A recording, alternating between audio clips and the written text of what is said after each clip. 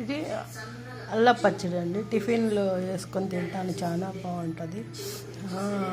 అల్లం ఒక 1/2 కిలో తీసుకొని, అల్లం, బెల్లం ఒక 1/2 కిలో, కారం 1/2 కిలో, ఉప్పు కలిపి మిక్సీ వేసి, బెల్లము, చింతపండు ఒక పావు, చింతపండు వేడి నీళ్ళలో నానబెట్టేసి దానిలో ఉప్పు, కారం, బెల్లం వేసి మిక్సీ వేసి తాలింపు పెట్టుకోవాలండి. ఇది అల్లం పచ్చడి.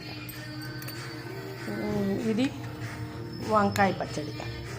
వంకాయలు, ముదురు వంకాయలు తీసుకొని దానిలో ఉప్పు, నూనె వేసి ఒకరోజు నానాక దానిలో చింతపండు పెట్టి ఉప్పు, కారం వేసి తాలింపు పెట్టుకోవాలి.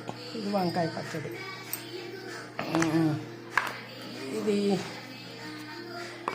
ఇది ఉసిరికాయ తొక్కుడు పచ్చడి. మనకి జలుబు చేసిన, జ్వరం వచ్చిన ఉసిరికాయ ముక్కల్లో కొంచెం ఉప్పు వేసి ఒకరోజు ఊరనిచ్చి దానిలో చింతపండు పెట్టి కారం వేసి ఇలా పెట్టుకుంటే నాని జ్వరం వచ్చినప్పుడు తినడానికి చాలా బాగుంటుంది. ఇది ఉసిరికాయ. ఇది పొండిమిరపకాయ పచ్చడి.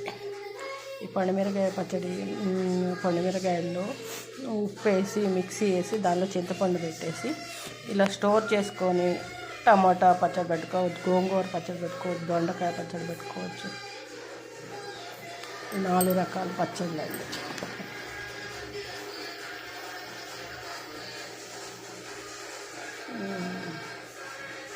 ఈ వీడియో కనుక నచ్చినట్టయితే లైక్ చేయండి, షేర్ చేయండి, సబ్స్క్రైబ్ చేయండి.